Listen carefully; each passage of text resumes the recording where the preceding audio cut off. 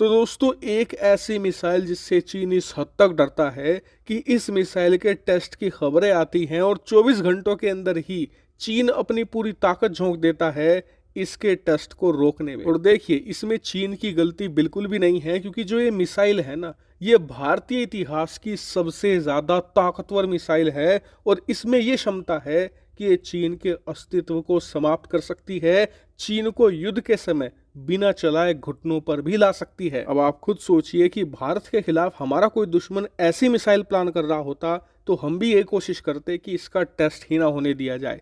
लेकिन क्या भारत इसके टेस्ट को लेकर प्लानिंग कर रहा है और चीन का क्या प्लान है इसे रोकने को? मैं आपको दोनों चीजें बताऊंगा, लेकिन सबसे पहले इस मिसाइल के बारे में जान लीजिए और इसका टेस्ट कब होगा वो जान लीजिए। तो दोस्तों इस पूरे मामले की शुरुआत अब से कुछ दिन पहले हुई थी। दरअसल पिछले कुछ हफ्तों से ऐसी खबरें आ रही थी कि भारत एक बहुत ही ज्यादा शक्तिशाली मिसाइल का परीक्षण कर सकता है, लेकिन ये टेस्ट कब होगा, कौन सी मिसाइल होगी, इसको लेकर क्लैरिफिकेशन नहीं थी। लेकिन कल देर रात इसको लेकर सारी पिक्चर क्लियर हो चुकी है। दरअसल आप अपनी स्क्रीन पर देखिए, भारत ने एक नो टाइम वार्निंग जारी करी है बंगाल की खाड़ी में। और जैसा कि आप जानते ही हैं कि किसी एरिया के अंदर नो टाइम वार्निंग तभी जारी की जाती है जब उस एरिया में किसी प्रकार के एरियल टारगेट जैसे कि ड्रोन, मिसाइल, लड़ाकू विमान का परीक्षण होना हो। और बंगाल की खाड़ी में भी यही होगा। 13 से लेकर 14 अगस्त तक की ये वार्निंग है, यानी कि 13-14 तारीख को एक बड़ी और शक्तिशाली मिसाइल का टेस्ट होगा। मैं ऐसा क्यों कह रहा हूं कि बहुत बड़ी और शक्तिशाली मिसाइल का होगा?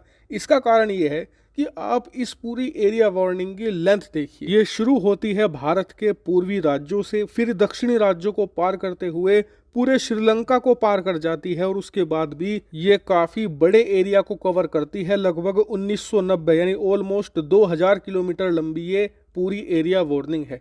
यानी कि आपका सवाल होगा कि क्या ऐसी मिसाइल टेस्ट होगी जिसकी रेंज 2000 किलोमीटर है? नहीं, उससे भी ज्यादा। क्योंकि देखिए अगर आप मान लीजिए कोई मिसाइल 5 या 10,000 किलोमीटर रेंज के साथ आती है तो ऐसा नहीं है कि आप उसे 10,000 किलोमीटर तक फायर करोगे तभी उसकी टेस्टिंग संपूर्ण होगी। ऐसा नहीं होता। जो लॉन्ग रेंज मिसाइलें होती हैं इन्हें 2 से लेकर 4,000 किलोमीटर के एरिया में ही फायर करके देखा जाता है। वरना आप खुद सोचिए कि रूस, अमेरिका ने जो 10-10 हजार किलोमीटर दूर मार करने वाली मिसाइलें बनाई हैं, इन्हें ये प्रॉपर टेस्ट करने लगे तो एक दूसरे के ऊपर फायर करनी पड़ेगी, तभी जाकर प्रॉपर टेस्ट होगी। तो ऐसा तो नहीं हो सकता। इसीलिए अगर 2 से लेकर 3,000 किलोमीटर की एरिया वार्निंग है, मतलब बहुत ताकतवर लॉन्ग रेंज की मिसाइल टेस्ट होने वाली है। हालांकि आपका सवाल होगा कि कौन सी मिसाइल टेस्ट होने वाली है, तो जैसा कि मैंने आपको पहले भी कई बार बताया है कि भारत टेस्ट से पहले नाम नहीं बताता है मिसाइल का, टेस्ट के बाद ही बताता है। लेकिन जिस हिसाब की एरिया वार्निंग है, 2 मिसाइलें प्रेडिक्ट की जा रही हैं। सबसे ज्यादा स्ट्रॉन्ग पॉसिबिलिटी है K5 SLBM की। और अगर ऐसा होता है तो यकीन मानिए ये भारतीय इतिहास की सबसे ज्यादा ताकतवर मिसाइल का परीक्षण होगा, क्योंकि K5 SLBM रेंज के मामले में लगभग अग्नि 5 मिसाइल के बराबर ही आती है, लेकिन उससे भी ज्यादा खतरनाक है। क्यों?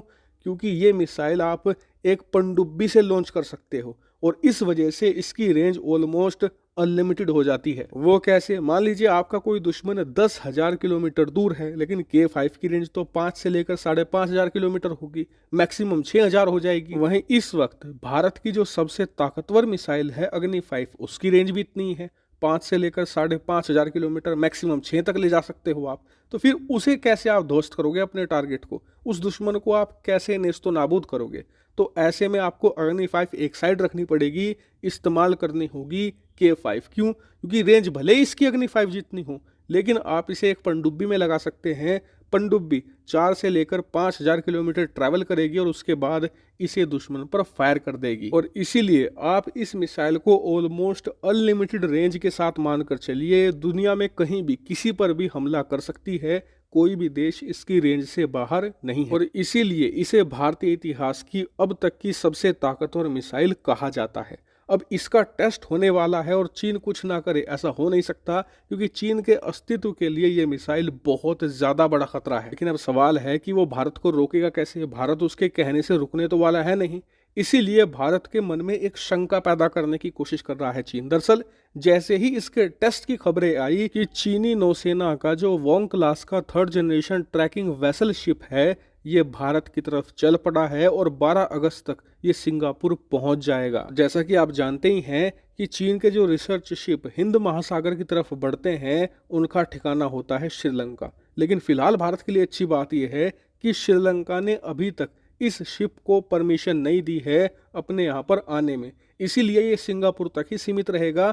लेकिन आने वाले कुछ दिन भारत के लिए महत्वपूर्ण है। भारत ये बात इंश्योर करे कि श्रीलंका इसे परमिशन ना दे, क्योंकि अगर ये श्रीलंका की तरफ बढ़ता है तो भारत को ये टेस्ट टालना पड़ जाएगा। और जैसा कि आप जानते ही हैं पहले भी ऐसे टेस्ट हुए हैं जो हमने चीन के रिसर्च शिप के चलते टाल दिए हैं और उन्हें दोबारा कंडक्ट करने में हमें महीनों का वक्त लगा है, क्योंकि एक मिसाइल टेस्ट को करने में बहुत ज़्यादा वक्त लगता है। इसकी तैयारियों में खूब पैसा खूब मेहनत भी लगती है और एक बार ये टाला जाता है इसे दोबारा फिर से कंडक्ट करने में काफ़ी लंबा वक्त लग जाता है। और चीन यही कोशिश कर रहा है कि भारत के मन में शंका डाल दी जाए कि हमारा जो ये रिसर्च शिप है आपके टेस्ट को ट्रैक करेगा, उसकी जासूसी करेगा, और इससे बचने का तरीका ये है कि टेस्ट टाल दिया जाए। ताकि अब देखने वाली बात यह है कि क्या भारत इस मिसाइल टेस्ट को टालता है या फिर नहीं। लेकिन आने वाली 13 तारीख बहुत ज़्यादा महत्वपूर्ण है, इसलिए चैनल को सब्सक्राइब कर लेना। इस मामले को लेकर जो भी खबर आएगी मैं आपको सूचित कर दूंगा। Thank you very much for watching video.